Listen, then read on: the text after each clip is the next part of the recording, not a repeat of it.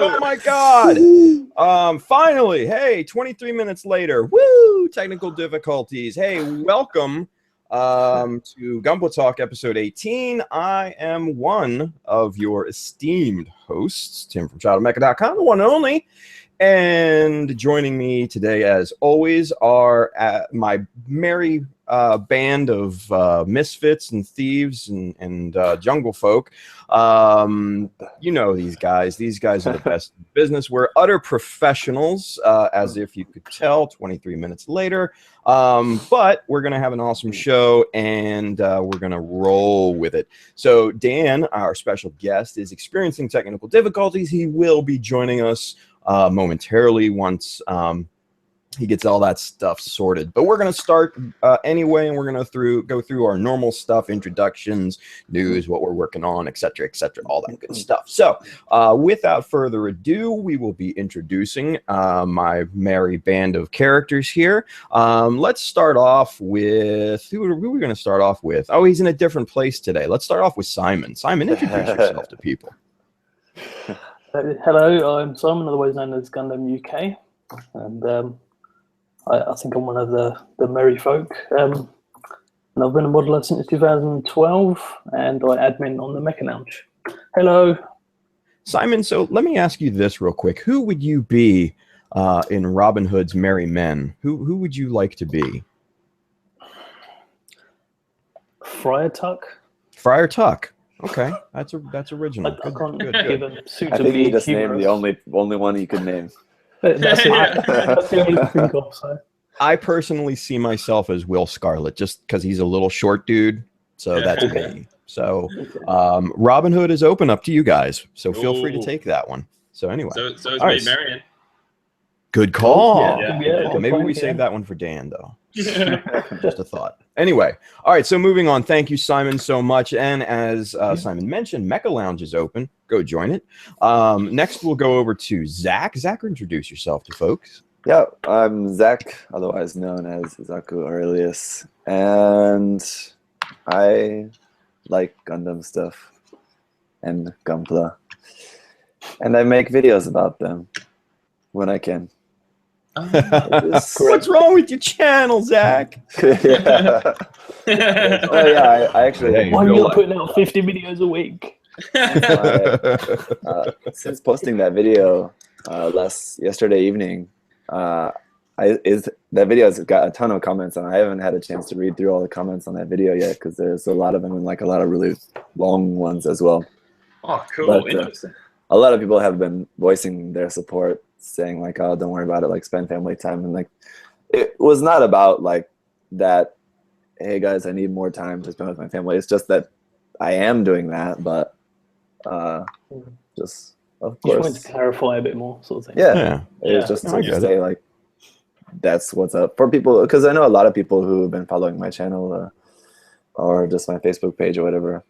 They know like what's going on, but just not everyone does. So it's more of like a preemptive thing, so that I don't get more people saying like, "Oh, what's going on?" Just putting that out there. Anyway, so Awesome. Yeah, my next Zach, video though is going to be my finally my video of my Ifrit. So that's pretty. Good. We'll talk about later that today. early when we talk about working on and everything. But you know, the real important question, the pertinent question for right now: who would you be in Robin Hood's Merry Men? I have no idea. I'm not familiar with this story. Like I just don't know. You know, I couldn't say. I was thinking the same thing, Simon. So by that vote in committee, we are hereby assigning Little John to Zach. Very good. Excellent. All right. Cool. Not so little, by the way, he's quite big. I think I vaguely know that, but yeah. Okay. And he's a good character though, so don't slip that. That's a good thing. All right. It's a good thing. Why did I switch up into my like radio voice? I don't know. Yes. All right. So moving on. All right. So last but certainly not least is our good friend, our returning champion from Australia, Mr. Josh. Introduce yourself. Hey everybody, Joshua Dow. I got into the hobby and Gunpla probably like 4 years ago. Won the Australian GBWC last year. Didn't finish in time this year, which I was really sad about. But I also do Gundam drawings as well. And I got a website and stuff you can buy all these from. So I spend a lot of time building and drawing Gunpla. Yeah, and that's it. And I have a mix of Australian and American accent. So yeah, that's about all my qualities. There we go. I'm not hearing the American part. What are you talking about, Zach? This is Josh. Oh, wow. Yeah, I don't know what that was, but it wasn't an American I accent. think he was going New England, Boston there for a minute, but that's pretty good. That was actually my nickname in Australia when I was new over here was Jash, because of course all the Australians just love my accent and started teasing me about it. So there we go. Nice, nice.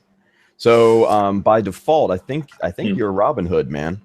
Oh, I was gonna say I'll be Robin Hood because I've done a little bit of archery and I really like it. So I could probably shoot an arrow down the spine of another arrow. So yeah. Oh, see, look at that. That's perfect there. All right, So cool. We got our merry band of men here. Awesome. Yep. That'll be the next Gunpla Talk. He'll do that live. Yes, yep, definitely. With a BMC chisel, and as it goes through, it scribes details into the other arrow. Yeah. Oh my god, I want to see that. Awesome. Awesome. All right, cool deal. Well, as always, we are going to switch gears a little bit, and we're going to talk about things that we're currently working on, projects, things, thoughts, whatever. So with that, we're going to go back to Zach, and he's going to talk about that sweet Ifrit that he just finished. So Zach, go ahead. Oh, you got it? Uh-oh. Here we go. Please drop it. Please drop it. Yeah, there's that. I have other stuff that I'm working on though too. So since I'm gonna do a whole video of that later, but anyway, you can have a look at that. Man, that looks so good. That is pretty. Oh, nice. Yeah. But yeah, I have a whole video of that coming. Also, I was supposed to have this other kit finished for today, but the decals aren't done yet. So, but anyway, here's a piece of it. It's just a Gunpla that I'm working on. Oh, nice. Did a little bit of modification to it, but not much. Anyway, so here's just an idea of the colors for it. Let me angle that light so you can see that better. It's green and gray. Just working on the decals for that.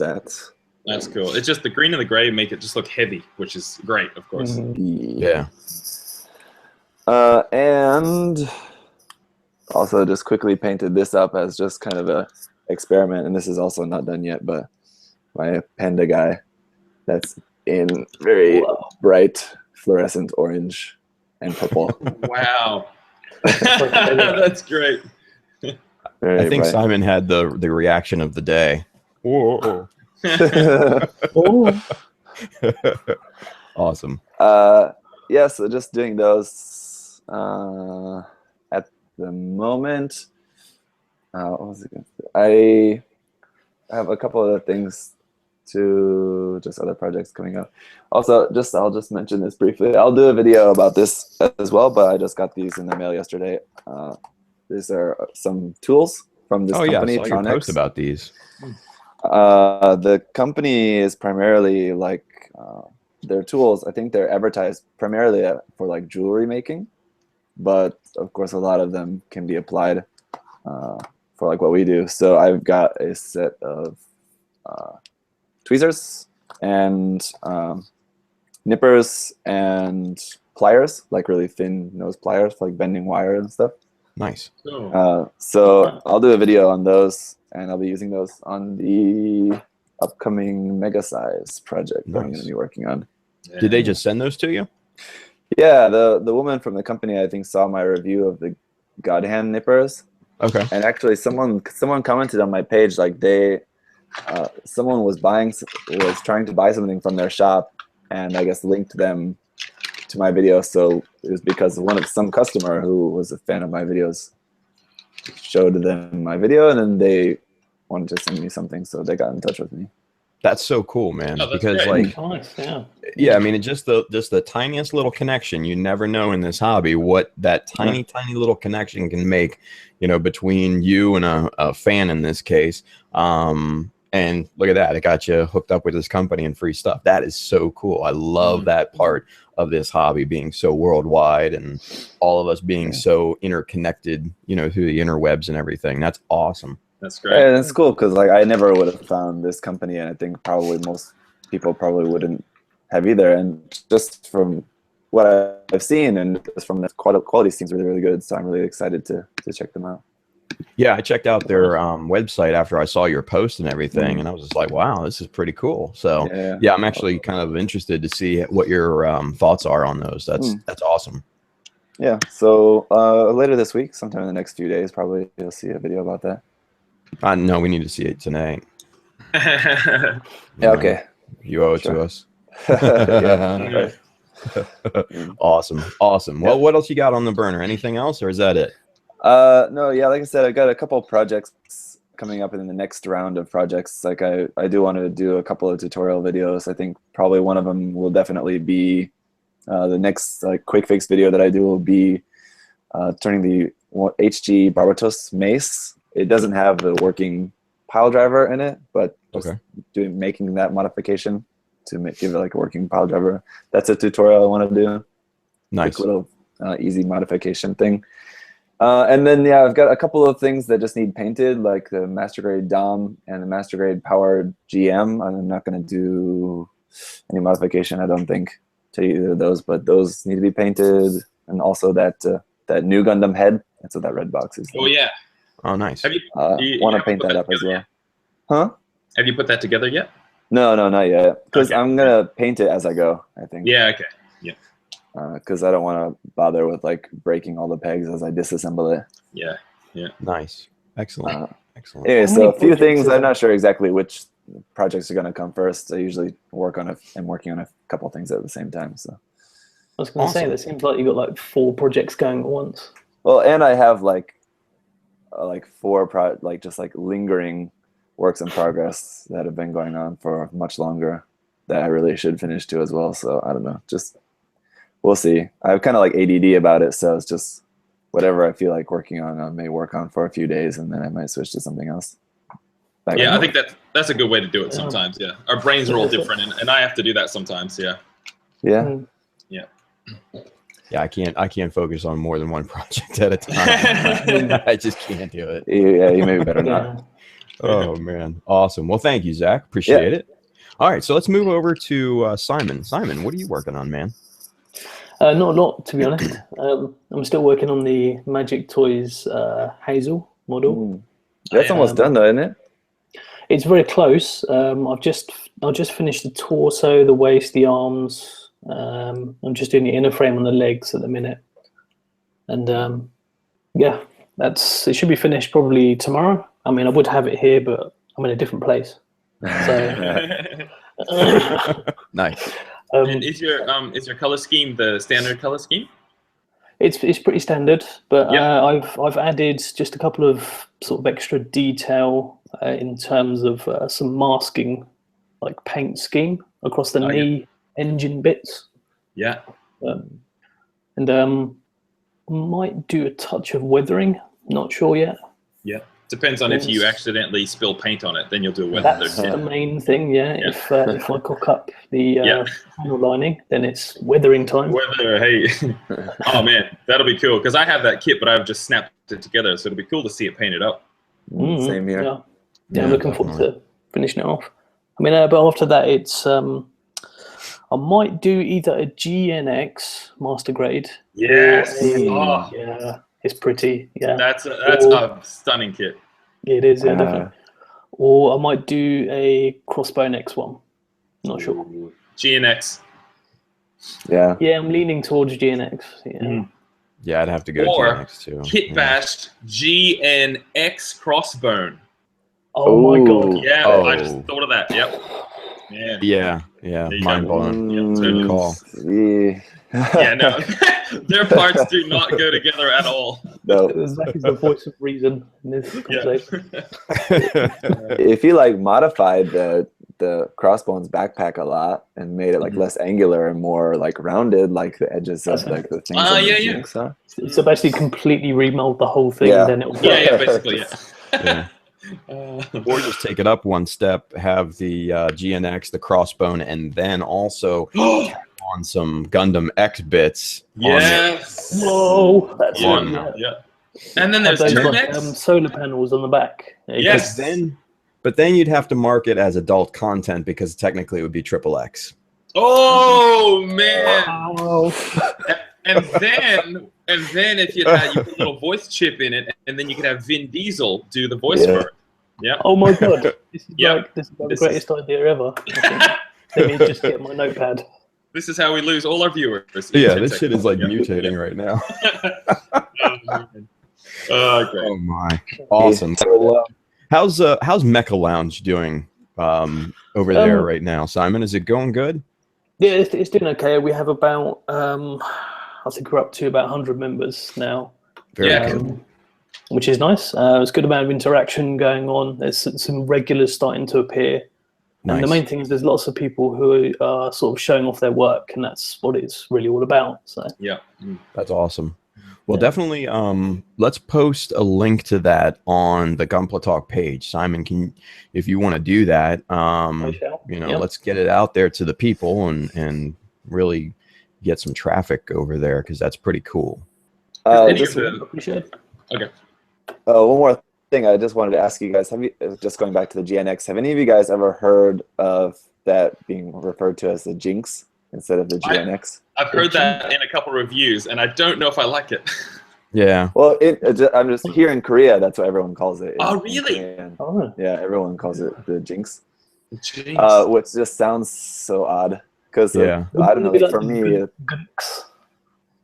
I don't know. Yeah, but I'm just wondering. Yeah, because I always call it GNX too, and I figured that's what everyone did. But yeah, I've heard the term Jinx before. And I've actually seen people spell it like Jinx, like J-I-N. No. Oh, okay. Yeah, and it's just like, yeah, I can kind of see the correlation, but Kind of work. yeah, it's a stretch. It's a stretch. it's like a GM being a gym.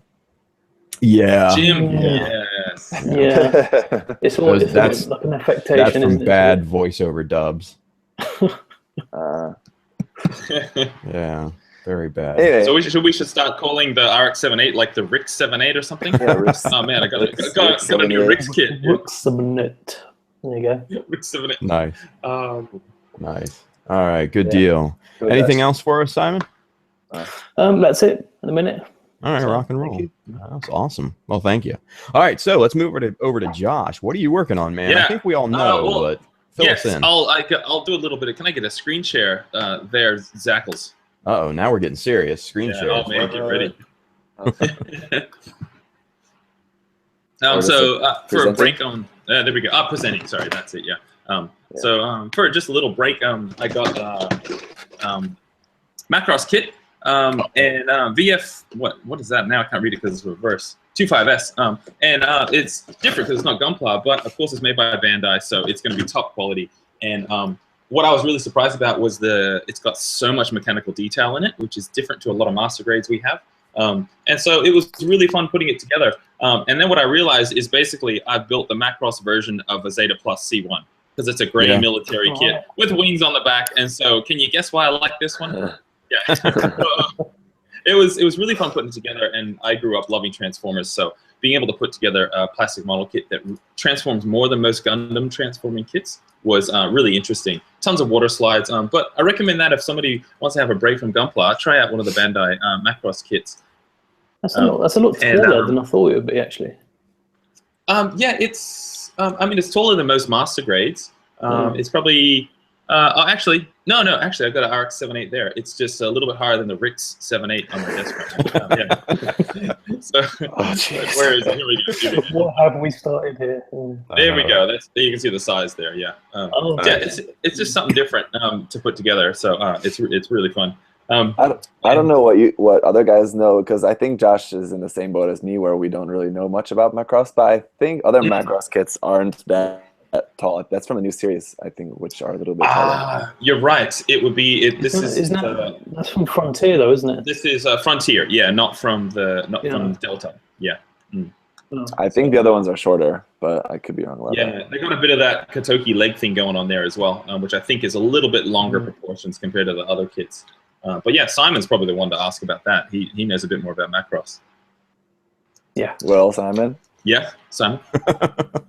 There you go, that's it. No pressure. And I got... I know the series, I don't know the mechs that well. There you go. Okay. There you go, discount. I was Hobbyco, the big hobby shop in Sydney. Ryan, one of the managers there, sent me some new chisels, and these are Susie Bori. I can't see if I can. There you go, Susie Bori brand. And basically, they're like BMC, except you have a really long handle on the end, which BMCs normally stop about here. But you do put in a handle for BMC. So I'm going to be trying these out. I've got a bunch of different sizes, and I'll be testing them out, and I'll try and do a little review on Facebook so people can see what I think of these and the kind of quality you can get from them. They're still expensive, but with any of these tools, you really get what you pay for. And these are really hardened quality metal, and they're going to last a long time. But best of all, they give you quality chisel holes when you're putting in tiny details on your models, which really counts on something that small scale.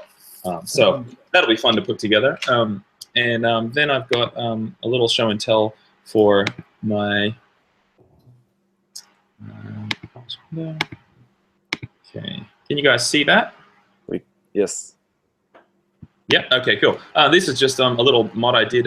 So this is just still on the Zeta Plus, and I didn't realize that when I was putting together the fuel tanks on the Zeta Plus, of course I want to detail them. It's made from the same plastic as the inner frame, and this kit is older, and this plastic is like rock hard. It's crazy. So I tried to chisel in, and I tried to put some scribing details, and it was just impossible to put anything in there. So I decided that I want to detail up the tanks because it doesn't match now the rest of the detail I put on the Zeta. So I bought the builder's parts kit and started to put it together. And these are like Sinanju length. These things are monsters. And here's a before and after. So what I did is I cut out the middle section and made it so that I could shorten the fuel tank overall. And I flattened some end caps. So these are the original end caps, and I have a flat sanding file, and I got rid of the extra ridges that are on it so that they became a flat cap like this.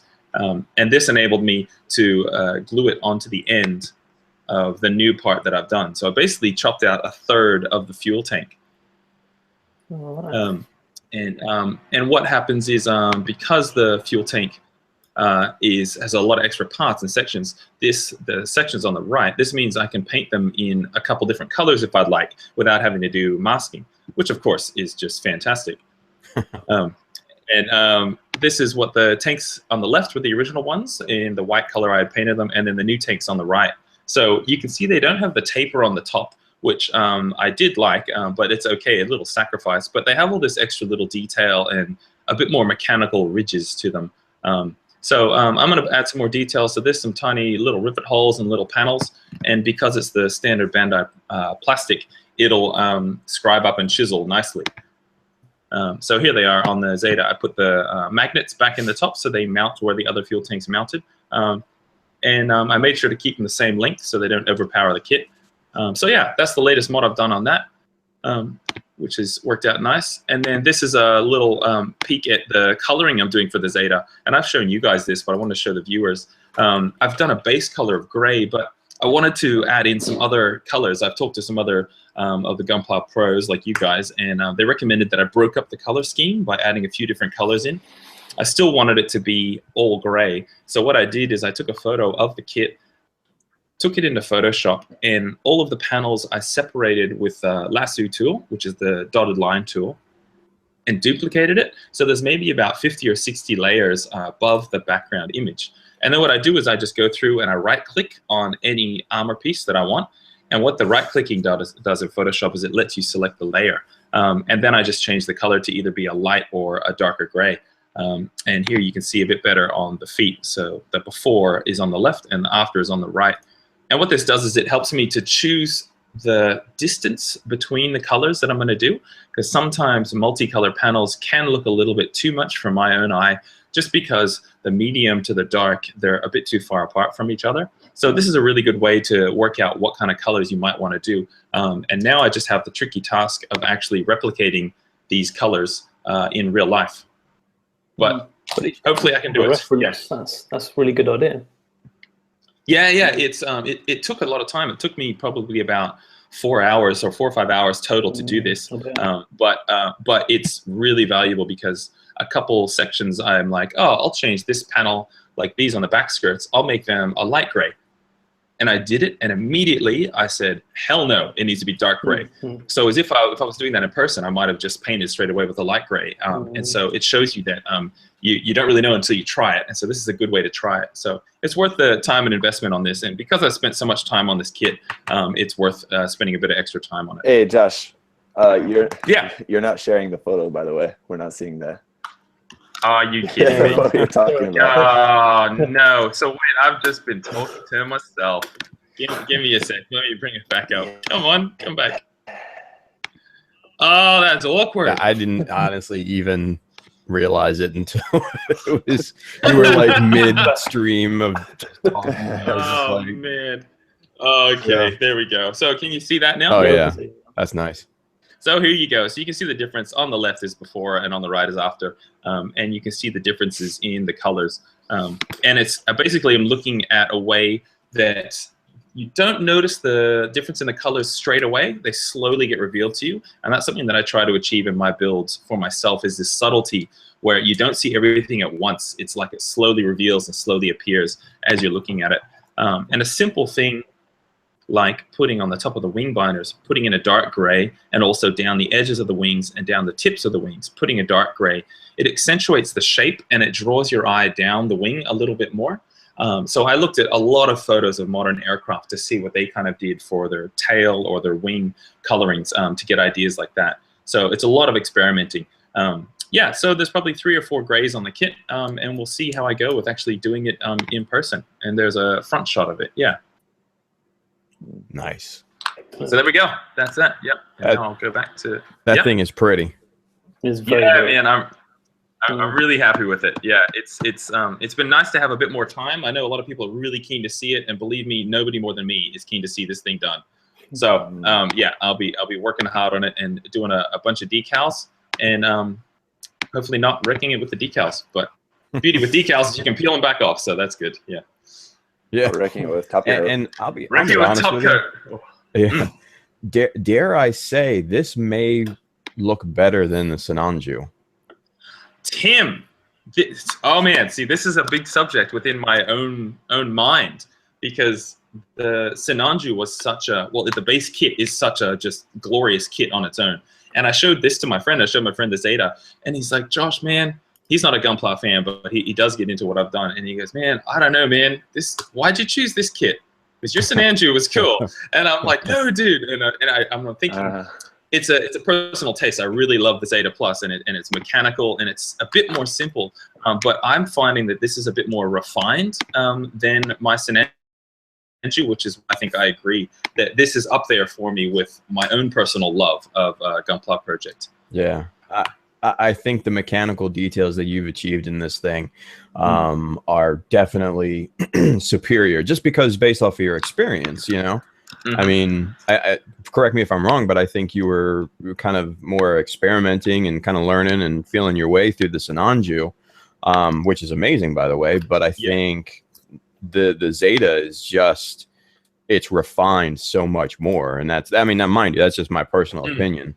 No, you're totally right. When I had about 2 weeks of working, adding the details in, and it's balancing constantly where to put the details, what looks balance wise, what looks realistic, and what doesn't look too much. Say like the perfect amount is 80%, trying to not go past 80, and sometimes even going down to 65 or 70%, because less is more. And there's a lot of spots on here where I would still like to add more details, but I know that a little bit less is always more. So I definitely see that this is my approach to how I add details and where I add them has come a long way since the Sinanju, even though other people might prefer the Sinanju. So I'm very happy with my progress. And this is the thing, each new year, you just get better and better, and you kind of chart your own path to whatever you're feeling is your approach for that kind of year. And so, yeah, I think I've come a long way since the Sananju for this year. So I'm really happy. Definitely. So I'm glad to think so too. Yeah.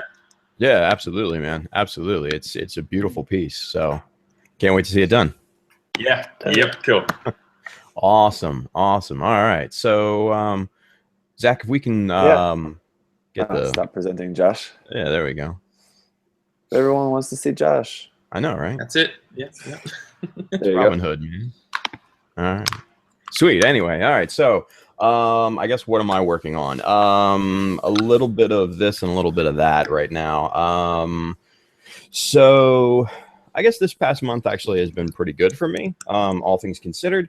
At the beginning of this month, I was able to attend the New York Comic-Con and enter the Hummingbird in the GBWC qualifier there. And I was lucky enough and humbled, if you will, by winning Best of Show. So that made me feel really good. Thank you. Thank you. I'm not worthy. I'm not worthy. Okay. No.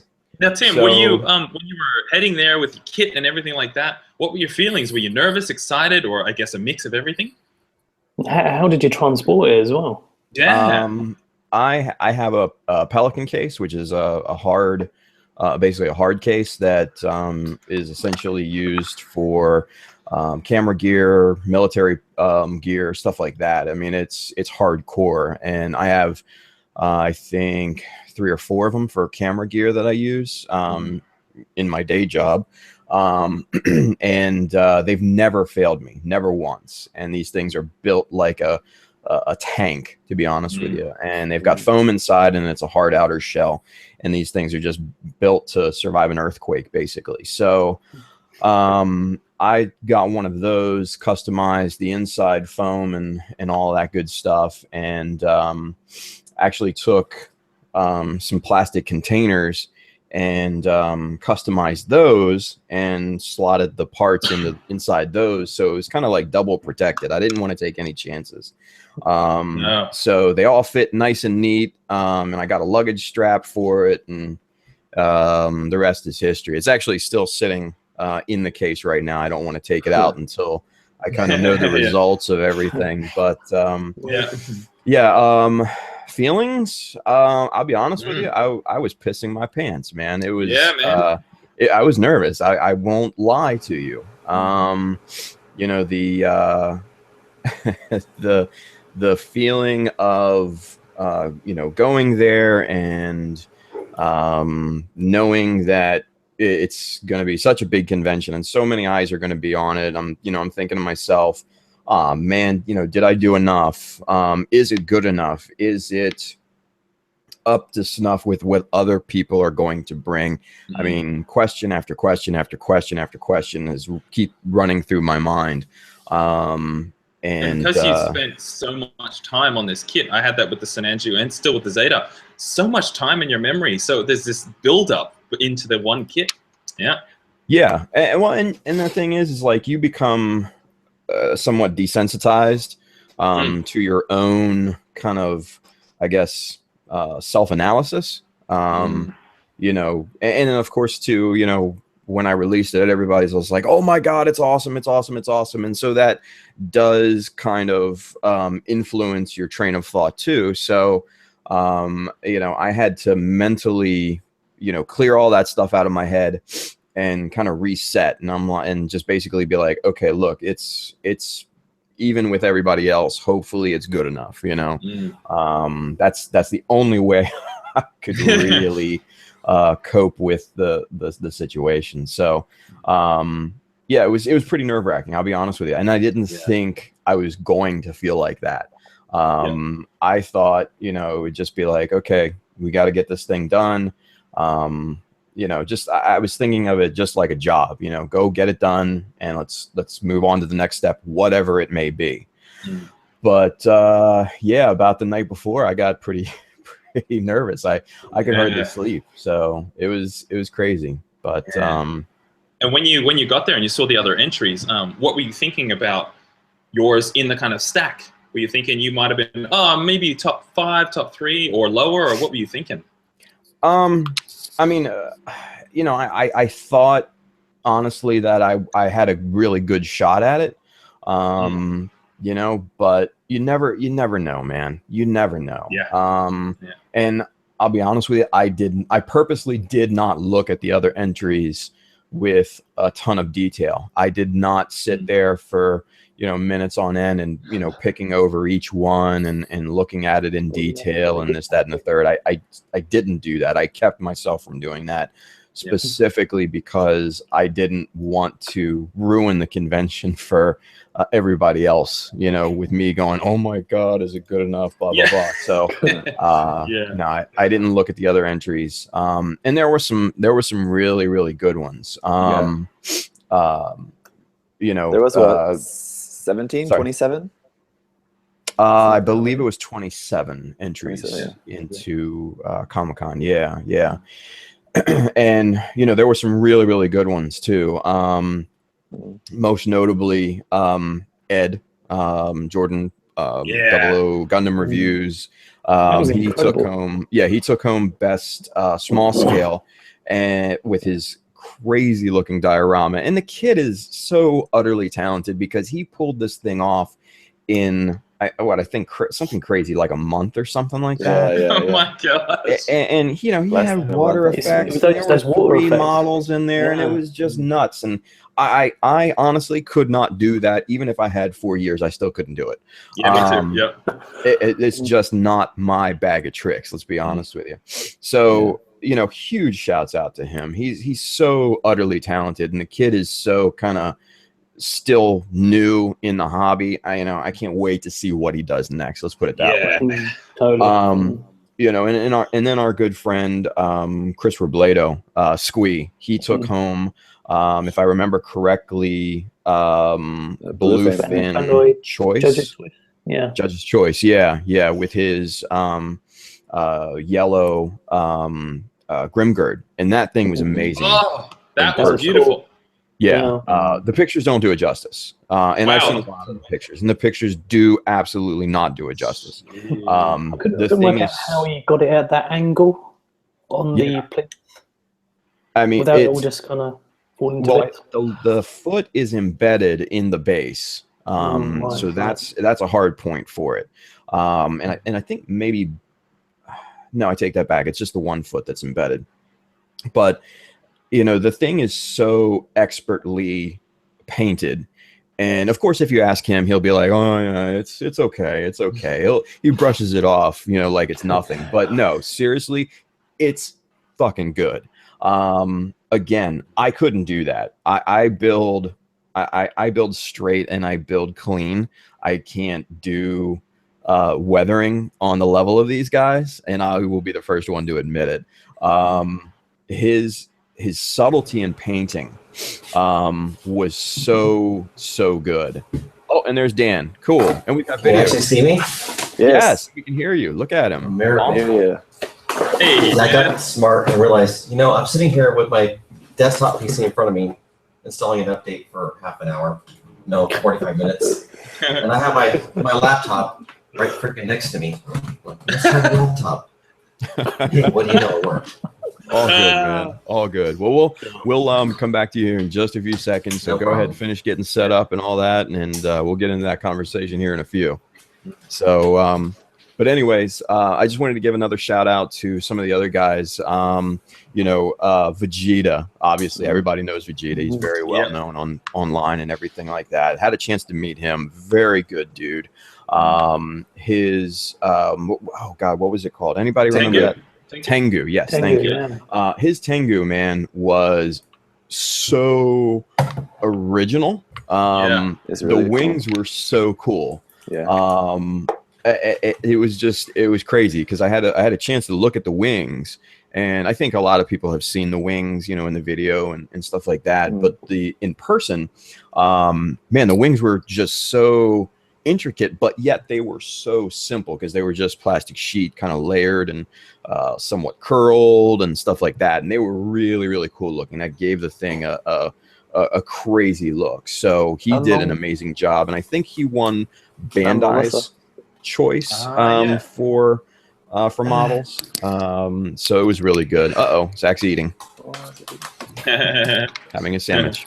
Good stuff.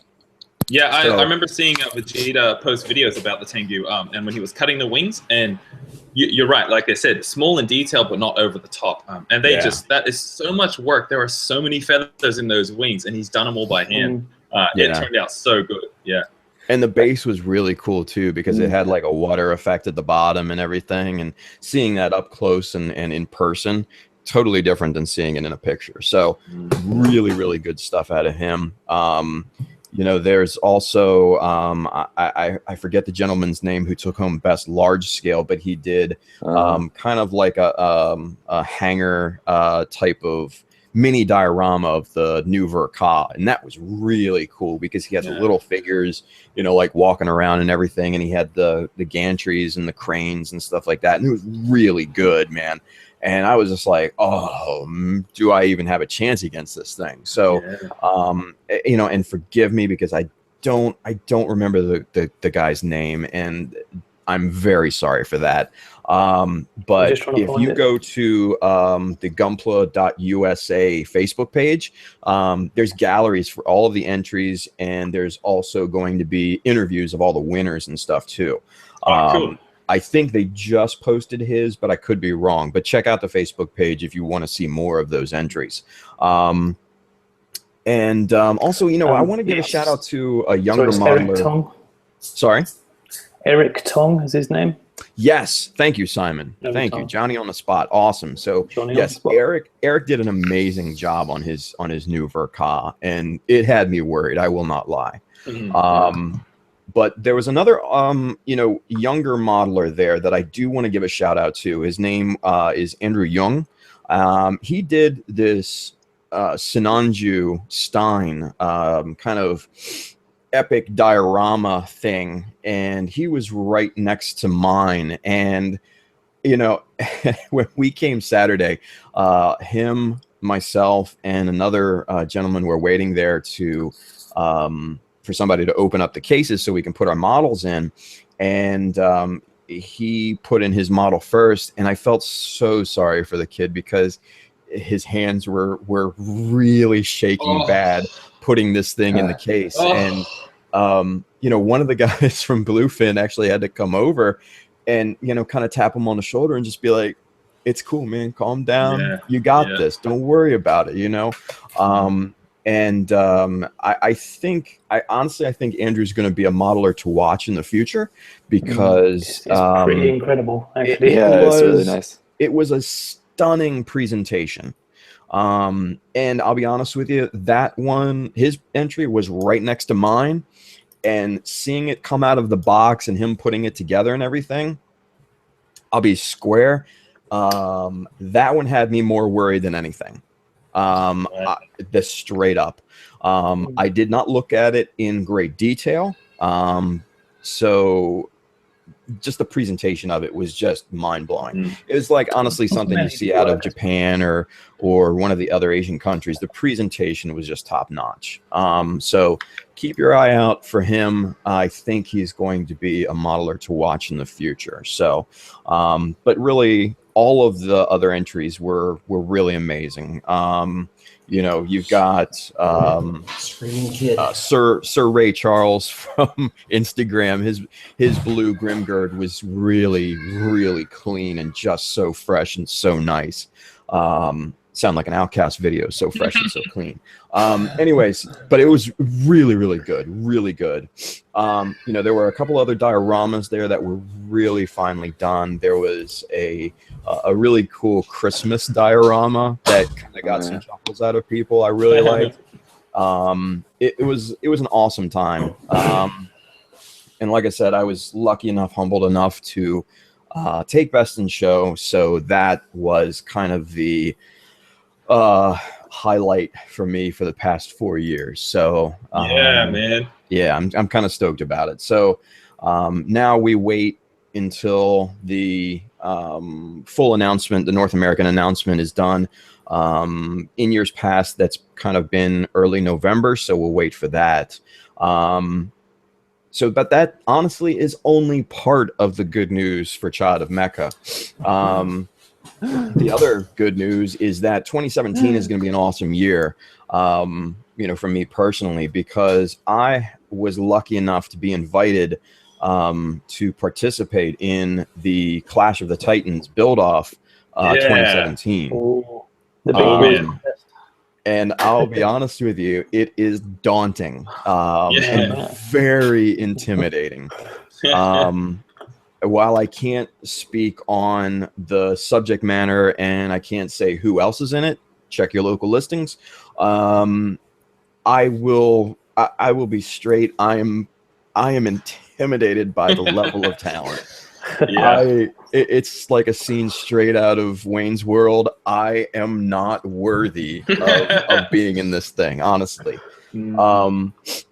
It's just it's very humbling to be selected and being invited to it. Great bunch of guys. We've had a ton of them on the show in the past. Some really good friends of ours. You all know these folks in the build off. But yeah, look up Clash of the Titans build off. They are currently running the 2016 version, and they are having a build off with the Grays, 100 Grays as the base kit, and just mind-blowing pieces that are coming out of this build off.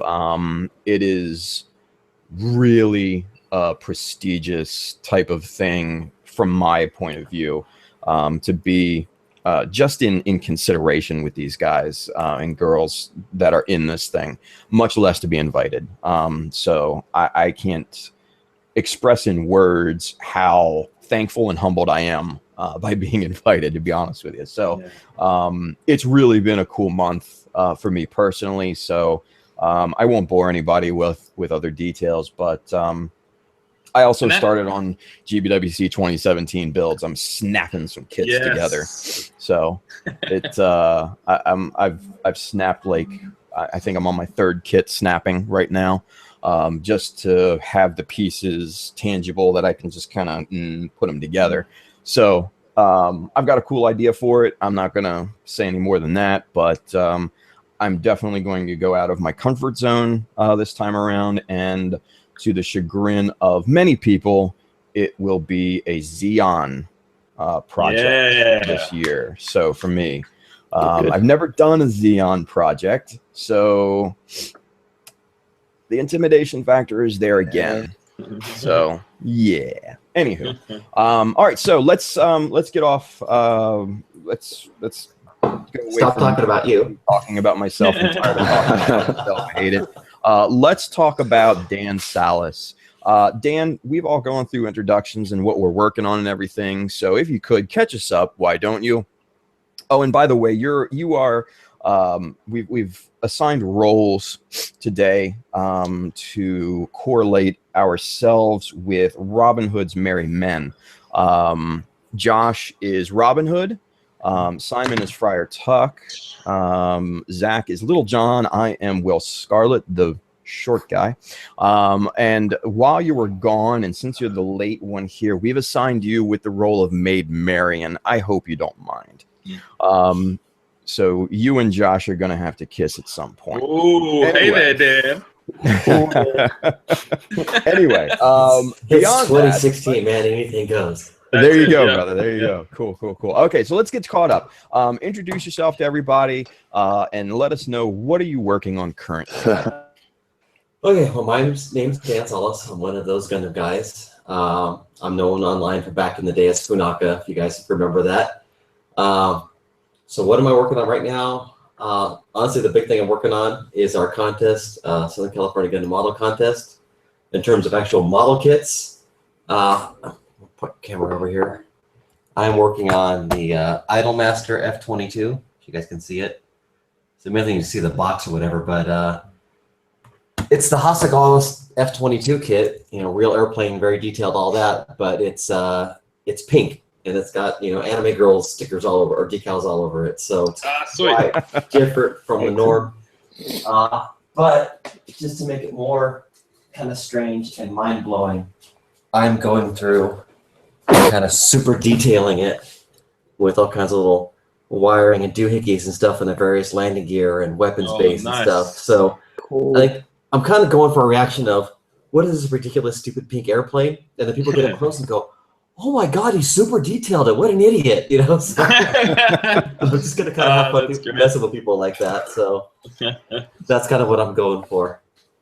Awesome. I was hoping to get it done for the contest to have something to enter an expert. I don't really have a truly expert grade kit completed this year, but I don't think I'm going to make it. It's just, it's a whole lot of fiddly little tiny details of work and paint and washes and etc. So I've about got the internals done. I'm ready to actually build a thing and put it together, but then I got to paint the outside and apply about 200 decals. The decal sheets are literally as big as the box. So they're what, like 15 inches by 12 inches, and there's 2 of them full of decals. Wow. Things got flowers all over it, on top of all the stripes and pictures and everything else. So that's cool, man. And just to catch everybody up, I know Dan is being a bit humble about himself, but Dan is an amazing modeler. He has represented the U.S. at GBWC in years past and has won, I think, multiple qualifiers in years I've got past? a first, a second, and a third. So I got third place back in the backhook days. I got a first place in the transition year. There was one year between backhook and Gunpla Village World Cup. It was just the Gunpla Model Kit World Cup or something. It wasn't, or Bandai Model Kit World Cup. So it wasn't specifically Gunpla, because if you guys remember way back in the day, it didn't have to be Gundam. But they closed that down to be Gundam only. And then I got a second place a couple years back with my Core Fighter. Yeah, and then mind you, that Core Fighter was beautiful. I had the chance to see it in person, and stunning, just stunning. So guys, check out his website. What is it? Funakatown.com? Funakatown.com. Yeah, which sadly I have not updated in probably about 2 years, but I keep planning to actually write up the updates. But the thing is, the website's blocked at my work, so I can spend a little free time on breaks or whatever writing up the updates, but then I gotta actually come home and apply them, and I never do. If I'm home and I have time, I'm building my model, not messing around. How do you spell Funaka? It's Funaka, so the website's funakatown.com. If you guys can see, I've got a QRC link on the tag under my name. That's actually the link to my How to Build Gunpla tutorial, which is hosted on my site. So if you get to that link and you're on my site, then you can scroll around and see the stuff I built, at least as of 2 years ago. So. and it's funny you mentioned that, because I was actually going to say something about the guides that you've done in the past. If you guys don't know about it, I'm sure most people have seen the link floating around somewhere, Facebook, forums, Reddit, whatever. It's Dan's PDF guides to building, scratch building, all of the other stuff are, let's put it this way, legendary. And I don't mean that, and I'm not exaggerating it. They're legendary. They're probably one of the more comprehensive Gunpla guides that I've pretty much ever seen. So you would do yourself a huge favor by going to Funakatown either now or after the show, hopefully after the show, and downloading each one, reading it thoroughly, and following every step to the letter that Dan says to do, because it's so good. And I know Dan doesn't probably want to say that about himself, but I will say it. They're amazing. So go pick that up. Go cop that for yourself. You will not regret it. So. Thank you. Absolutely, brother. You deserve it. You deserve it. Thanks. So yeah, while you're there, man, nice check out. Go ahead.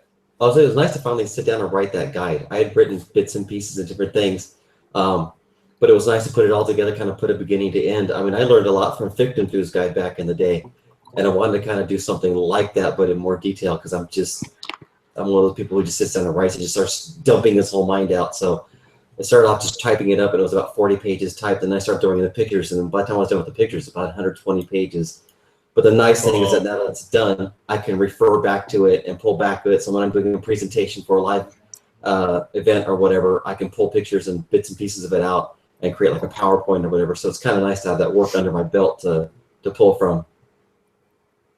Well, still, regardless, it's an amazing guide, dude. It's an amazing guide. I just posted it in the chat. So for you guys in the chat, go to funakatown.com and search that up, get that, and follow it to the T. So, all right. So let's move real quick.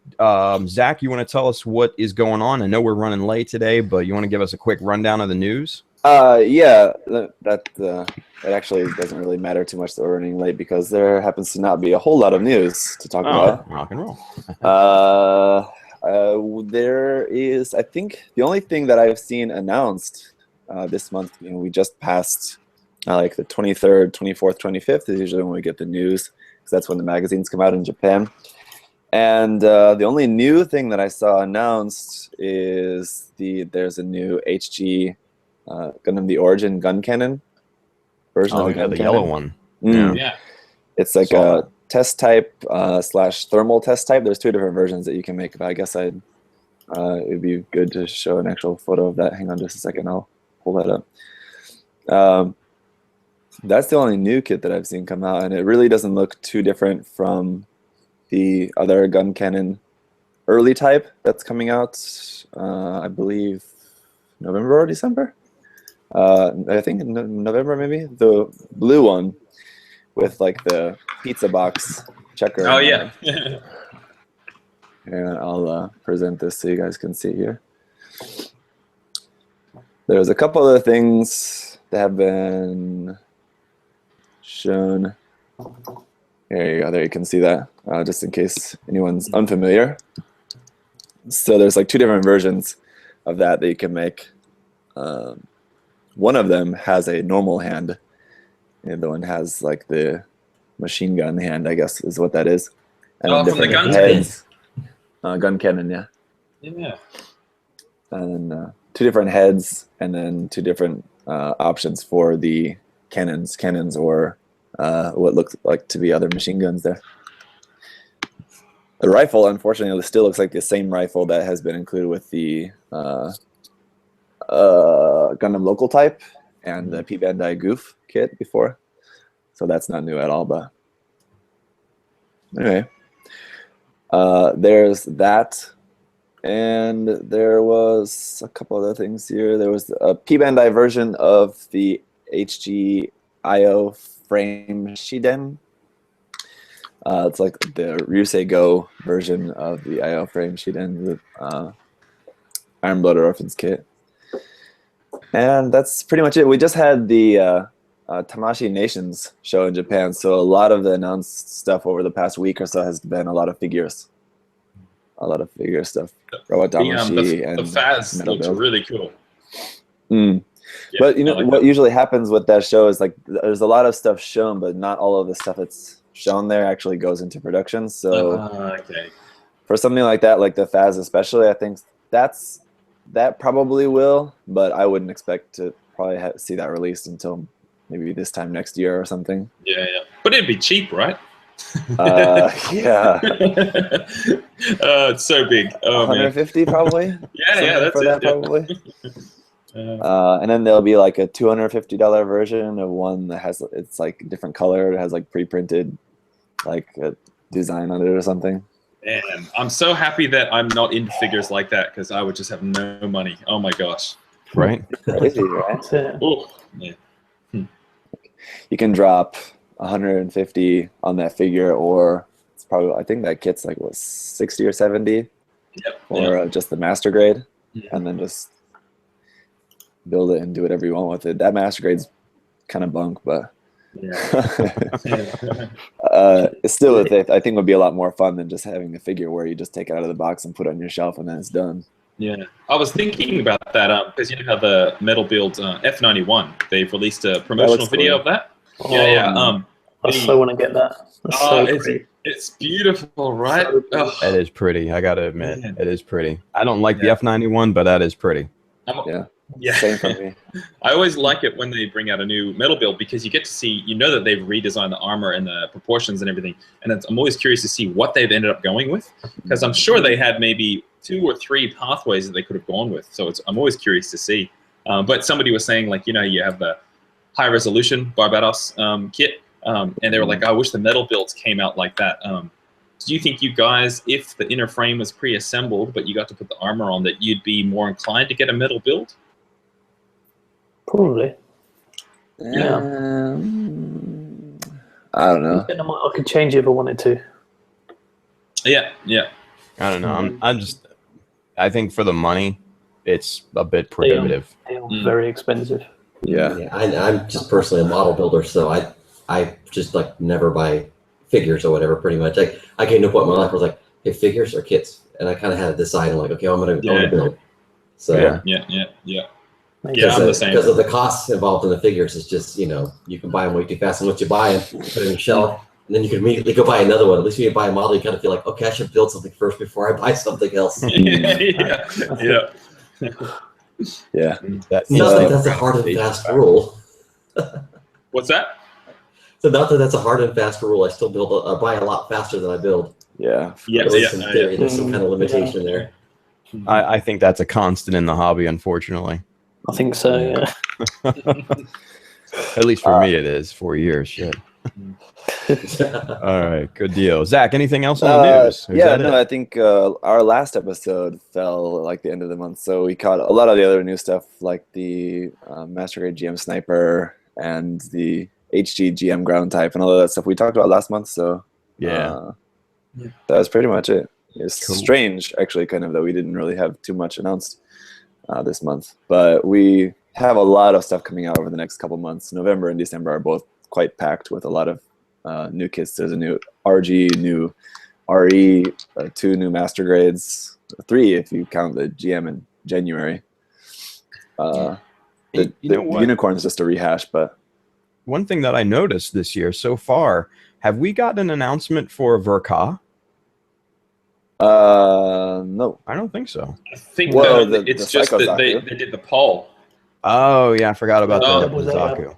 Never mind. Scratch that. It's like Full Armor Thunderbolt as well, but that's already come out. Yeah, I forgot about those two. I mentally blocked the those Psycho out. Zaku.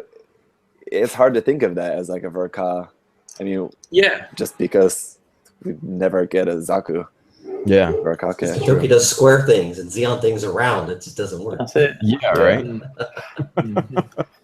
Awesome. So I don't know. I'm excited about my kit, but I know a lot of people are hesitant. It's going to be a mess, but it's going to be pretty awesome, I think. It's going to be a hot mess. An awesome mess. Yeah. That's it.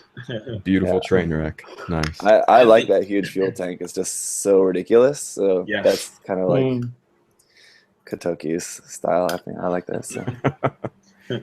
Nice. There was the poll for the next Verka kit, and the Double Zeta supposedly won that. Do you know how hard and fast that might be? Have they done a poll before for a Bandai kit like that? I don't think they have. Yeah, they do polls every now and then.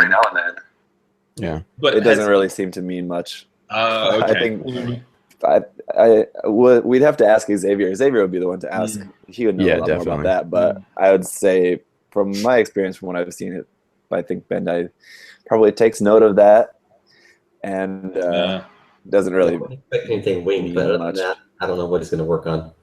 Yeah. Honestly, I think when Bandai does that type of thing, it's more fan service. Like you know, remember that graphic they threw out there of the 10 mobile suit designs, and they were like, guess which RE is next, or whatever that was, and just to get people talking. Yeah. So the buzz. yeah, and like I said, I think that's more marketing than anything. But I mean, honestly, you never know with Bandai, man. They very well could have that, you know, pulled out of their butts in March or April or something. It's just they're all across the board. Yeah, was the Bawu even part of that graphic? What's that? I remember that event, but the one that they're coming out with, the XL Bawu from Double Zeta. I don't even know. I think it was in the graphic. Was it on that graphic? Yeah, the Bawu I think was on that graphic. The GM Sniper 2 was on that graphic. The Ifrit was on that graphic, which got released almost immediately after that. Kshatriya and then some other lesser known ones. I remember the Leo. Yeah, the Leo was on that. The Leo really should just be a master grade. Then, Oh, yeah, there it is. There you go. Oh no, I take that back. The Bawu was not on that graphic. Yeah. My bad. You were probably thinking of the Barzam. Yeah. I think you might be right. Oh yeah, the Jagan was on there. I would love to see that, but whatever. Jagan should just be a master grade. The Leo should be a master grade. Yeah. What is that next to the Penelope? Next to the Penelope, that's something from Victory, if I remember correctly. It's really obscure. I had to look that up too. I think probably no one knows. even the guy who was putting this poster together, he's like, "What is this?" Yeah, right. What's it got spanners on it? Even next to the Penelope, it looks bad.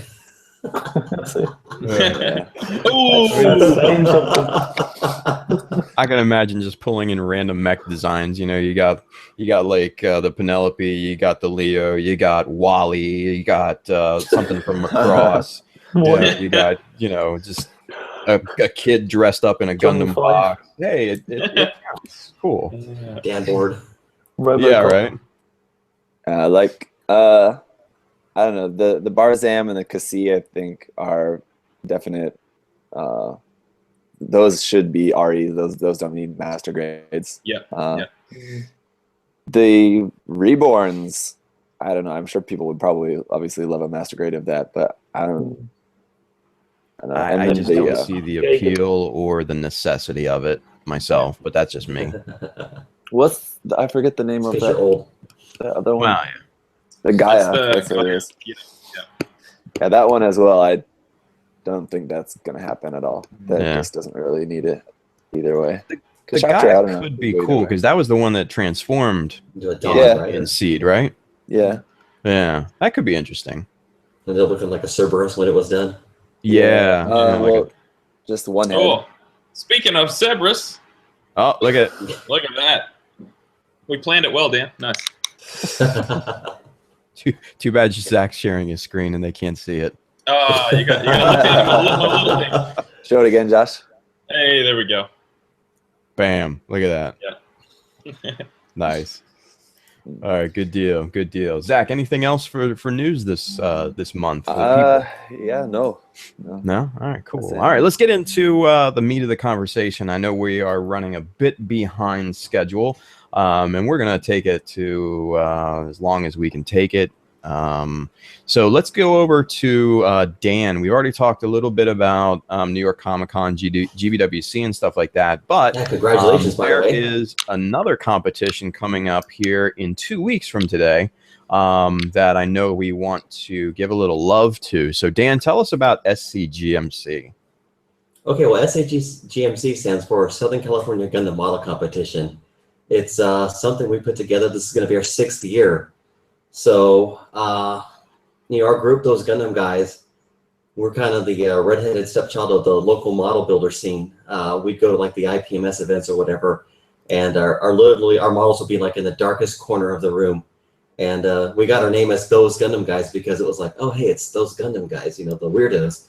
So, out of the frustration of kind of not being understood by the larger model building world, we decided one day, like, hey, we should make our own contest for Gundam models or whatever. And so we set about doing it, and we put some funds together. Clement Angel really stepped up with a lot of that. Found a site, found a place, looked for some vendors. Got a bunch of guys come up with rules and all that, and judging criteria, and through a contest. And it's like, okay, let's see if anybody shows up. And we had this little ballroom in a hotel, and pleasantly surprised when people showed up. We had about 100 people at the first one, maybe 75, 100 people. So it's like, okay, it worked. And it has just steadily grown every year to our continued astonishment. It's like, we put a lot of time and effort and work into it, but at the same time, we kind of look at ourselves like, we're just a bunch of idiots throwing this show, and look how many people show up. Oh my God, it's pretty amazing.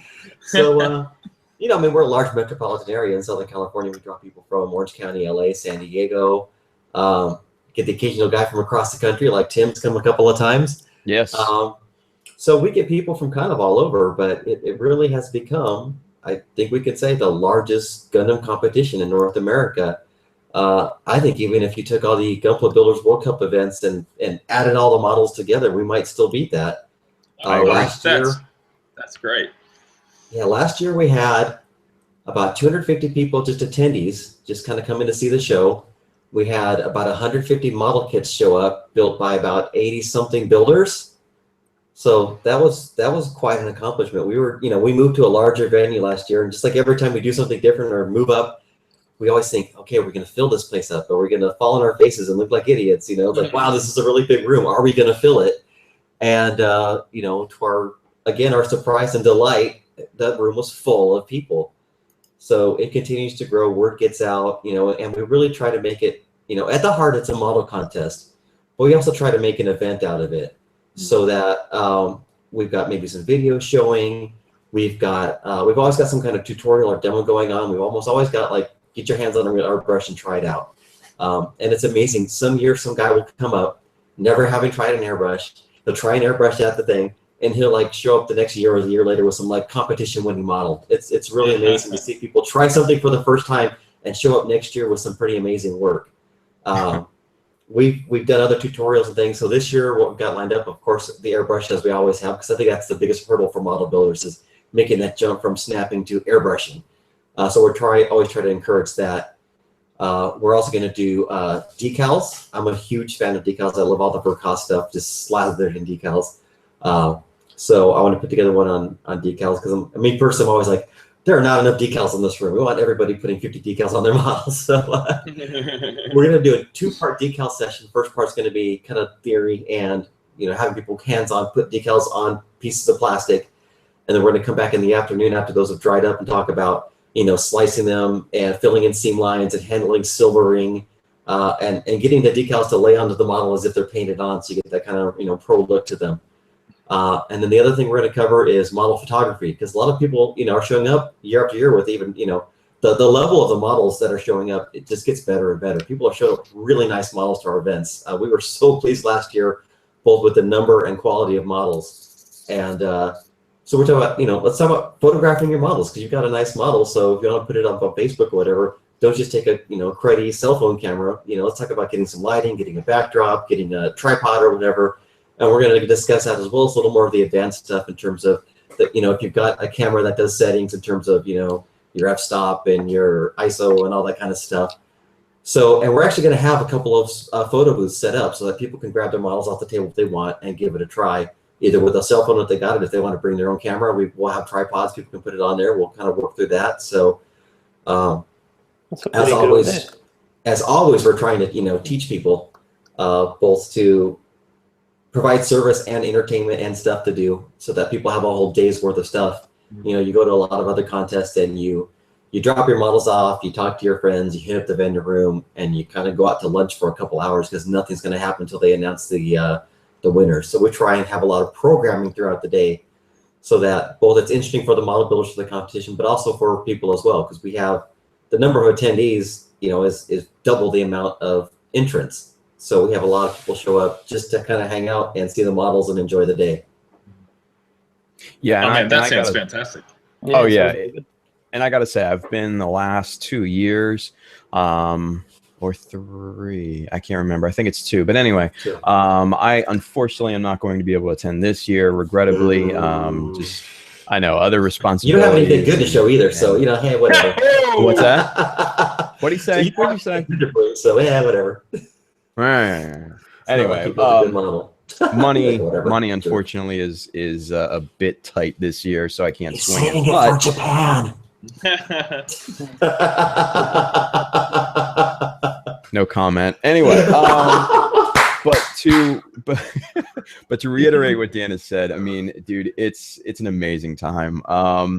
It's collectively, yes, it is probably bigger than all of the entries for GBWC in the US. And that's just in one space. So when you walk into the space that it's held in, literally your jaw drops to the floor. There's so many models, and they're not just, like run-of-the-mill snap build models, or just somebody, put a brush of paint on it or something like that. There are very high quality finished models and things like that. You've got to think about those Gundam guys are comprised of not only GBWC US representatives, but also multiple qualifiers from different events and things like that, award winners from other competitions in the past. So, you know, those Gundam guys are extremely talented bunch of guys, and I am lucky enough to call them my friends, hopefully. But regardless, I mean, it's an amazing event. I've always I want to add a little bit to that though, because that? you know, yeah, we bring our models and they're nice and everything, but we are so happy and proud that we bring other modelers and their models are great. I mean, there's a group of guys up north who bring some really, really nice models. A couple of years ago, we had somebody who built a scratch built, what's the name of it? That huge mobile armor from 0083 in the early part of it. Dendrobium? No, the early part, the big cannon one. Big the cannon. big Zeo The one, Zamel. The Zamel. Oh, yeah. Scratch built 100 skill Zamel. So yeah, I remember That that. thing is so cool. So I suppose, you know, what Tim's saying is great, but he's like, oh, those Gundam guys are going to build some great models and show them to you. It's like, no. It's like everybody who comes is bringing some amazing models. Yeah. The level of competition grows every year, and there's some great stuff out there. Yeah, and mind you, I didn't mean to discount the other entries, but just kind of giving reference to the, you know, who's putting it on and their skill level. But no, I mean, some of the entries from years past have just been absolutely mind blowing, and you know, the programming is another very, very important and crucial part of the day. You know, when you talk about airbrushing and giving people the opportunity to actually jump on an airbrush and actually paint with their own two hands. I mean, I don't know of another event outside of maybe an art kind of expo or something like that where you can actually get on an airbrush and actually lay down paint. They have multiple setups there going pretty much all day long for people just to go at it, and they provide guidance and education along with it. So if you've never been behind an airbrush, or if you're scared to do it, man, this is the perfect place to be, because you can actually get hands-on experience with it and kind of judge for yourself if you want to jump into that. And the decal and photography thing, just again, that multiplies the value of the convention. And I know the guys don't want to call it a convention. I call it a convention because it's to that level at this point. You know, they have vendors, and I think, what do you guys have, like 6 vendors this year, Dan? Yeah, our vendors go up, and actually we have been actually kind of turning away vendors. People have been contacting us over the last couple of weeks. So here's who we have lined up for sure. We have Tatsu Hobby from up north. They bring a variety of stuff. Knowing we also have Robot for Less, so they're our local like Gunpla superstore. So they're going to bring all the Gunpla. Tatsu usually brings some Gunpla, but they also focus on some like resin kits out of Hong Kong. Maybe they'll bring some Macross stuff. So they kind of bring like kind of everything else. We're going to have ABC Toy for Me. They're usually at Anime Expo every year. They're also at the local event, Frankensons, I believe. So they're going to bring more of your figures, your plush, your kind of just more anime general merchandise stuff. There's the Modelers Alley, which is a local group that does like some resin stuff. So they do a nice, like one thing I know one of our guys, Chuck, built. They've got a resin conversion to turn the Master Grade Gyaradoga into a sleeves version from Unicorn. Oh, nice. With the Girazulu type gun, the bazooka, the anti-panzer bazooka and all that kind of stuff, and the actual the chest piece for the sleeves and the actual cuffs as well. They do some figures and some other stuff, but it's kind of a local resin Gunpla accessories producer. So they're going to be. I'm definitely going to probably be picking some stuff up from them. So that's pretty cool. And then we also have Robo Toy Fest, who deals a lot with the vintage stuff. You show out your 80s or 90s model kits and toys and some more of the collectible stuff. They're going to be there. So there was going to be a 6th. We did lose him, unfortunately. His work is going to take him to another state, and he's not going to be able to make it.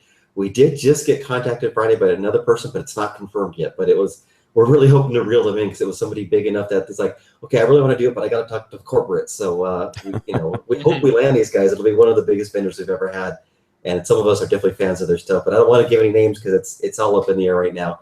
But we're really hoping to get that 6th vendor. We're pretty excited about the possibility, and if not, at least hopefully we can get it lined up for next year if it doesn't work out for this year.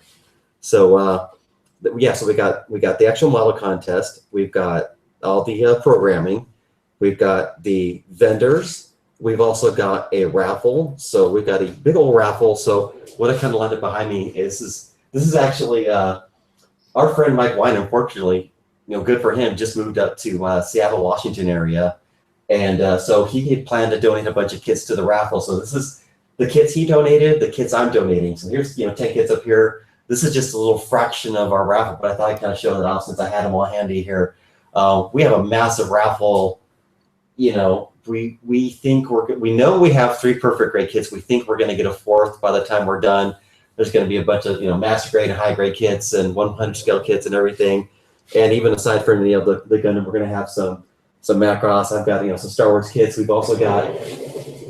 We always try and throw in some of the kind of limited kits and stuff. So last year I donated, and this year Mike donated the Gunpla Builder World Cup Regional Win kit that they give you, which in this case is the smoke version of the Build Strike Gundam. So this is one of those kits they only put out a couple dozen or whatever throughout the world in a year because it only goes to the winners of the regional qualifiers. So it's a pretty rare kit.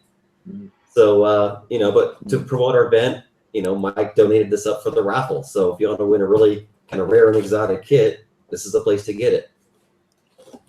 That's awesome, so man. Cool. And so cool. Mind you, that's just what do you think, Dan? That's maybe like a quarter of what you guys are giving away.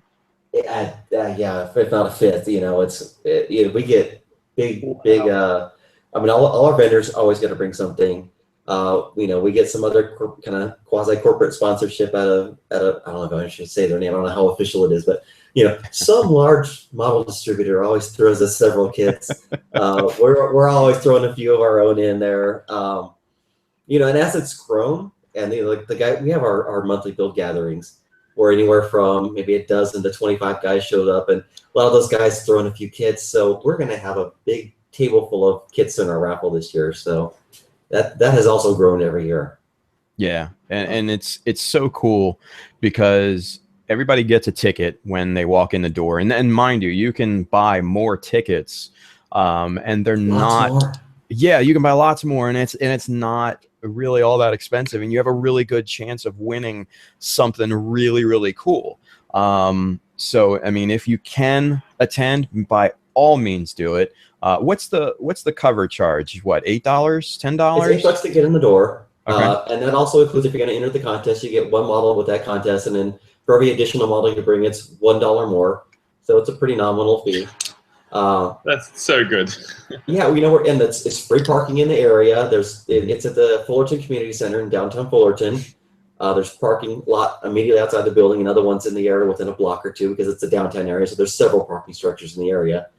So man, Fullerton, that's where I was born. Oh my gosh, that's crazy. Really? Yep. Oh, that's fun. 2 weeks, you got it. Man, I know. I need to come back. Anyway. But no, I mean, guys, like I said, I've been there in the past, last year especially, at the new location that they held the SCGMC last year was just, I mean, it's a gorgeous venue. It's modern, Wi-Fi, the whole 9 yards. Yeah, it's nice. We get like Wi-Fi and microphones and a screen and a projector. It's like, wow, we can do. It's like before, like in the past, we'd like brought our own laptops and projectors and rinky-dink stuff. And I was like, 2 years ago, I literally had my mic plugged into my laptop, going out to some speakers, and there was this like massive 2-second delay. And so it was like a Bruce Lee movie or like Bad Dub or. And then here's this voice coming out totally separate. I said the concentrate just talking and not listening to the voice, and everyone else was like, "Don't look at Dan's lips. You'll just you'll freak out." That's cool. That's fun. So yeah, we're legit now. We got this pretty nice place. Although we're already looking at all the vendors we're drawing, and we're gonna assess the crowd obviously. But if the crowd is there, given the numbers of vendors we have, we'd maybe like to get a 2-room venue so we can have the competition in one place, and then vendors.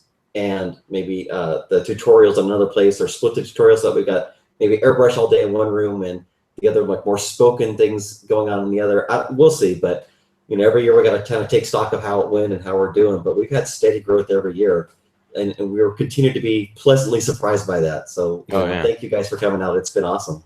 Well, and let's talk about the competition specifically here, because there's 3 categories, I think, 4 categories. Oh, it's quite a bit more than that because I mean, I got a web page open. So let me scroll down to that so I can. Oh, okay, not sorry. talk out of my butt. So okay, so we've got so we've got juniors, beginners, advanced, and experts. So maybe that's what you're talking about. Yeah, sorry. We do levels. The reason being, overall, the Gunpla building community tends to be kind of younger and less experienced, which is why we do so many tutorials and we're aiming for that. Although we're more than happy to see people rising up the ranks and getting better and better, both at our event and at the Gunpla Builders World Cup. We see that every year at Anime Expo. It's like, wow, these guys are getting better and better. So, which is awesome to see the community growing in skill. But because of that, we try to get people at entry level so that they're comfortable and so we can divide the competition accordingly. Some guy who's been doing this for 10 years is going to blow out of the water some guy who just started this year, most likely. So we try and separate that out. So juniors, beginners, and expert, there's no particular individual categories within that. Expert is like enter your one best kit into expert, and it's a real bragging rights kind of thing. It's like first place only.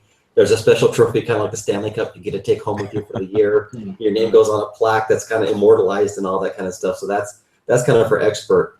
Within advanced, we do a more typical split up of, we have universal century, small and large scale. We have alternate universe, like, Wings, Seed, IBO, Turn A, all that kind of stuff. Small and large scale as well. We do super deformed. If there's enough kits to merit it, we do like dioramas as well. Actually, we always have dioramas. I take that back. If you have more than one kit in a vignette that tells a story, you definitely want that in diorama, so we can assess that accordingly. With all the Bandai kits that have come out and all the buzz over the last couple of years, we're going to do a specific dedicated Star Wars category this year. We're going to try that out. Cool. And then we have a general mecha category. So, that's we don't put a lot of limits on that other than it's probably got to be, anime or sci-fi. We don't necessarily want like real world Panzers in there. We're not super, we're not going to like turn you away, probably show up with them. We're not going to say like, yeah, bring your tanks and bring your airplanes because we want it to be anime and sci-fi or whatever. And then we've got figures as well for people who like to build the resin figures or whatever. So we have a bunch of different ways you can enter. Very cool. Very cool. And judging is done all by, the guys in those Gundam guys. And, like I said, their kind of resume, if you will, speaks for itself. So they know what they're talking about and they know how to look at these things. It's just such an amazing time. It really is a good time. You go there and like Dan said, I mean, even beyond the competition, even beyond the programming and the vendors and all of that, just interacting with people kind of in the same mind frame that you're in and meeting people that you may not have ever met before, but them kind of maybe from Facebook or Twitter or Instagram or whatever, meeting them in person and shaking their hand. What's that? It says Reddit? That too, yeah. Stop. Anyway,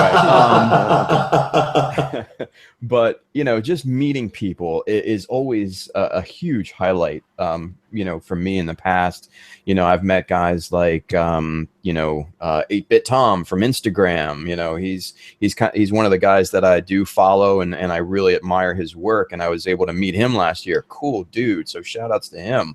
And I'm sure I'm drawing a blank of anybody else at this point, so I apologize if I'm not, letting you know. But man, there's so many people.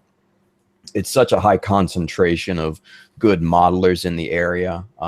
Even if you live out of the state, if you can swing it to go in for even just for the day, it is just so utterly worth it. You go in.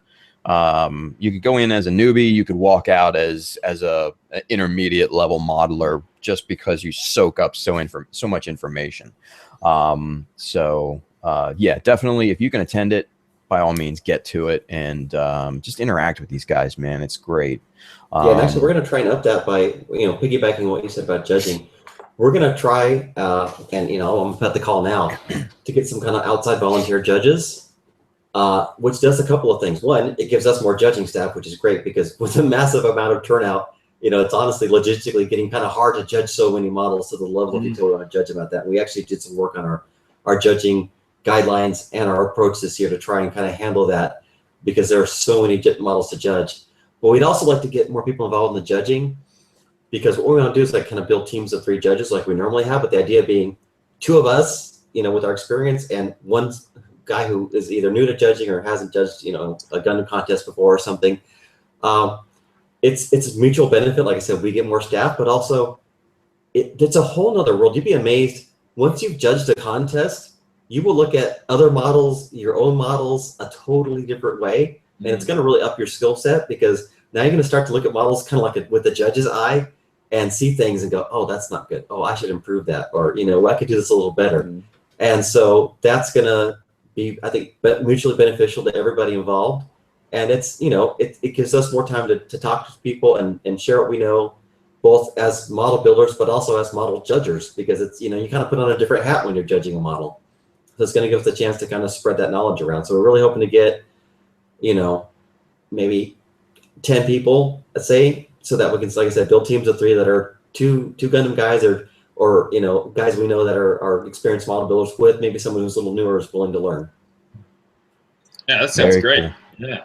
I had a question for you guys, because I know here at the GBWC, at least this past year, here in Korea, they had a setup where you could try out airbrushing. I think it was by like GSI Krios, I think Mr. Hobby had a booth there where you could try out airbrushing. You guys in Australia or in different events there in America haven't had that at GBWC? No, we haven't had it in Australia. No actual testing out of airbrushes or anything like that. Hobbyco, the store, they have a weekly airbrush setup where people can come in, but not at the competition. Yeah, that would be really good to have. Tim, there at New York Comic Con, they didn't have anything? What's that? They didn't have any setup to try out airbrushing at Comic Con? No, unfortunately. The Javits Center, where New York Comic Con is held, is obviously, it's a major convention center. So they have a ton of rules of what you can and can't do. So yeah, there's nothing like that, unfortunately. This thing that they had here at the GBWC here this past year, I'm sure, is also probably not as good as what they're doing there at SCGMC. It was like really basic, but at least, I mean, it was something you could. They had a spray booth there and airbrush, and they had a couple of like techs there who were like teaching people about like just the really basic stuff, but something anyway. Just studying to make it, like you said, make it less intimidating for people who are interested, and like at least they get a chance to hold it and try it out and see. Okay, it's not like that scary of a thing. Right, because I mean that's one of the biggest impediments to advancing in skills is that money you got to lay down to get an airbrush and some kind of air supply, and then maybe a booth as well. I mean, when I finally made that jump, I spent like $500 or something. It was like, oh my god, but it was a great investment in the hobby, and I mean, I got a nice Iwata airbrush, and it's lasted me for 10 years or whatever, and it's been a great investment. But it's kind of hard when you're thinking, that's buy the next 10 models or buy an airbrush or whatever. So, and you don't have to necessarily go that expensive, but there's a lot more choices out there now in terms of kind of less expensive models of birds and stuff. Although anyone who asks me, it's like, well, if you think you're serious, get a good airbrush, because you're going to probably have it forever. So you might as well get a good one to start with. So I've seen a lot of people recommend that, like saying, oh, like for your first airbrush, just get something cheap just so you can try it out. But I think there's not really much sense buying like a $100 setup and then you like it, and then a year later then buy a $300 setup. Then you've spent $400 where you could have just bought the $300 setup straight away. Yeah. So I don't know. But the other thing I just want to say, because I have to go pretty soon, so I just wanted to say this here too, is that it's really cool that it seems like your guys' event there, and then it was the same thing here in Korea this year. I noticed I visited the GBWC here, and then also at the same time there was another event going on that was put on by another group that was going on at the same time, which was much, I think, better stuff on display, and like a much more just better event in general. They had a lot of stuff there, and I have videos of it, so you can check that out on my page if you haven't seen that. But that Gunpla event was just interesting because it was so much better than GBWC, and it sounds like from what you're talking about, I haven't obviously had the chance to visit your guys' event there, but it sounds like it's just a much better event than a GBWC. So I think that that the fact that this is happening in different places of the world where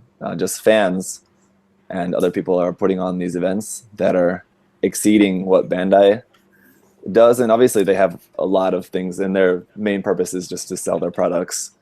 And they're a huge company, so they have a lot of things to do. But the fact that other people are putting on these events, it should inspire, I hope, people in other parts of the world to do that as well, like there in Australia or in the UK, because the UK can't get GBWC. But I think they recently had a con there, right? So I don't know how that went, but yeah, it was like just a very small retailer run event. Mhm. But they had a few models there, and it could have been more popular, but Yeah, and we'll see there how was it goes. a bit of drama with that too that honestly we don't need to get into. But yeah, I mean, I think the rest of the world honestly is pulling for the UK to get GBWC. So Bandai, if you're listening, throw them a bone. There's some really good modelers in the UK. There is, yeah. I know a bunch of them, and they do phenomenal work. So let's get them some GBWC love. So, yeah. Anyway, just my point is that whether you live in an area of the world that has GBWC or not, I think you don't have to rely on Bandai to put a cool event together. Is the point that I mean? So Yeah, definitely. yeah, totally. get some people together and just make your own event. And there's a lot of cool stuff that you can do. And so events like those Gundam guys event there, and then like the event that we had here in Korea, should hopefully give some inspiration to people about that. I think so. Yeah, definitely. Definitely. Yeah. Very cool. All right. Well, excellent conversation, guys. Let's go ahead and wrap it up, because I know Josh has, Zach needs to get going. He's got family responsibilities, right? Sunday morning. Yeah, exactly. You got to get to the morning stuff. So, all right. So let's wrap it up. Let's do some plugs, and then we're gonna get out of here. So, let's start off with our esteemed guest, Dan. What are you gonna plug for us? Well, obviously, I got to plug SEGMC. If you're anywhere, North America and can make it, we work really hard to put it on. We think we've made a really good show. We're proud of it. So it's a great day as they come down. Those Gundam Guys, we have a website, thosegundamguys.org, or more likely you're going to find us on Facebook. We've got a Facebook page where we're most likely to post kind of what we're doing and what we're working on and all that. You can watch our really stupid video that we made kind of as a send-up of that old, what's your level of commitment Gunpla commercial that gets aired in America. We have some videos maybe from some of our events at Anime Expo and all that. So, we're going to try and maybe there's some other anime events in the area. We are looking at maybe trying to get in and do presentations at some of those. But, any news that we're going to have is going to show up on our Facebook page. So definitely check that out. Very cool. And for those of you guys that are a little lazy, you know who you are. We've linked the Those Gundam Guys Facebook page and also the SCGMC event page in our listing on the Gunpla Talk Facebook page. So it's right above the YouTube video screen there on our page. So if you don't want to do the work, just go hit up our Facebook page and click the links, and you'll be taken right there. Give them a like as well while you're there, and yeah, it's gonna be good. So and you guys are gonna be doing live streaming again this year, right, Dan? Yeah, we tried that out last year. It was kind of experimental. I did this great interview earlier in the day where we got this guy Nate, and he's just like the best interviewer. He has great questions, and we're talking. It was early in the day, so I had all my energy still, and the whole thing went out like muted. There was no audio. I was like, oh God, you're kidding me. Later in the day, I was all fried by this, like, yeah, great. So, but live and learn. We're gonna work that out this year. But yeah, we're gonna live stream it as much as possible, try and throw some interviews of both ourselves and some of the other modelers. So if you can't make it, look for that. We'll try and get that up going on our Facebook page, or at least links to it. Very cool, very cool. So yeah, if you can't be there, at least you have that option, and you should be there. Yeah, exactly. Cool. Well, Dan, thank you so much for being on. Thank you for taking the time out of your day to join us today and talk about SCGMC. It's an awesome event. Again, like I've said multiple times in the past. So if you can join, if you can attend it, by all means attend it. If not, check out the live stream. It's an awesome time. So cool. All right, so let's move on, and let's go down the line here on my screen. Josh, let's get some plugs in. Yeah, my name is Josh Wadera, and I have Twitter and Instagram and Facebook as well. And I also have my Gundam drawings that I work on and I sell on joshwadera.com. In 2 weeks' time for Australians, I'm going to be at the Supernova Convention, which is like a Comic-Con convention in Brisbane. And I'm taking all my art prints there, and I've got a new backdrop 2 by 2 meter Senanju that I put together. So as always, I sell that super big print as well. So come check me out and say hi at Supernova in 2 weeks. And that's it from me. Very cool. Good stuff. Simon, let's plug. Well, you can find what I'm up to generally on GundamUK.com, and you can see what I'm doing on YouTube and on Facebook. Just do a search for GundamUK.com. And of course, if you want to join the new Mecha Lounge community, head to mechalounge.com, and that's mecha-lounge.com. Very cool. And by the way, guys, Simon writes some of the most thought-provoking and intriguing editorials, I think, pretty much throughout the community. So if you're in for a good read, if you'd like to read some opinionated... I just overthink, that's all. What's that? I just overthink everything, that's all it is. No, man, they're awesome. I love to read your stuff. It's so good. It's like such a cool perspective. So if you guys are into that, definitely check out Simon's Facebook page, man. There's some great stuff, his blog, the whole 9 yards. Great articles. So definitely look for that. So awesome. Thank you, Simon. Zach, go ahead and plug everything you got. Every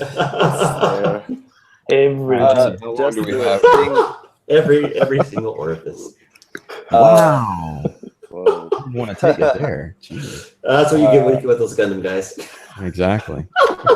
All right. Sorry, Zach. Go ahead, buddy. No. One thing that I just want to mention is that probably in about 4 weeks from now, I'll make my 30,000 subscriber goal, and wow. Yeah. and have a big contest at that time. Thank you.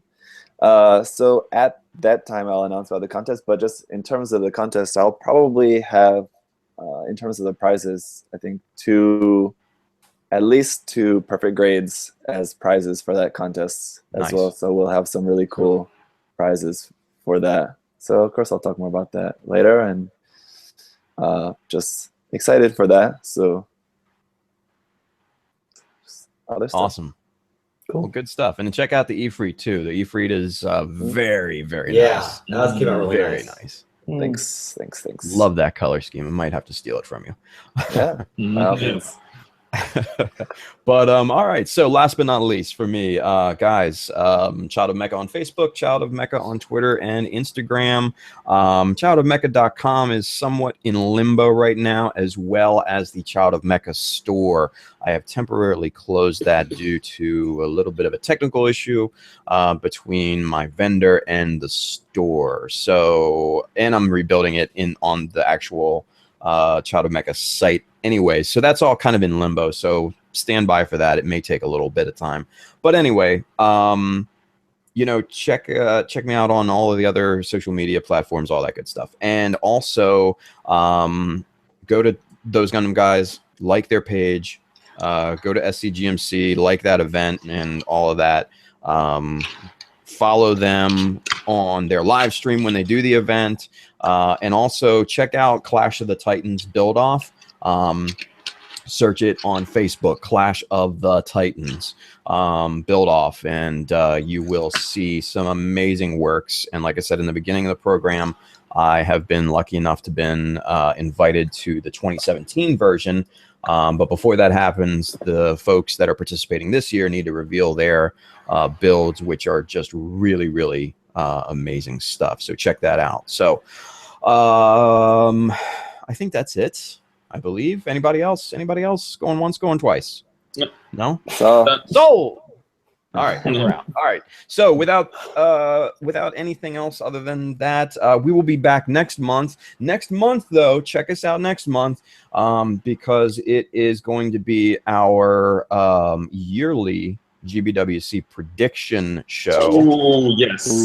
Yeah. Oh, yeah. And so hopefully gonna be by 10. next month, all of the qualifiers should be done. And the representatives should be hopefully selected, and we should basically be locked and loaded for that. So next month will be our special prediction show.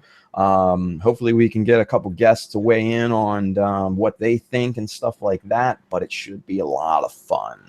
Lots of fun. Yeah. We go through each of the representatives builds and stuff like that on the GBWC website, and we just kind of tell you what we think and who we predict to be the winner. So should be a lot of fun, that one. So check that out next month. So without any further ado and any pomp and circumstance, I say thank you to the fans for joining us again today and supporting and all that good stuff. We can't make this without you guys, so thank you very much. And I also want to say thank you to the guys, all of the guys that join in. I also want to say thank you to Jim and also to Justin, who couldn't be here with us today.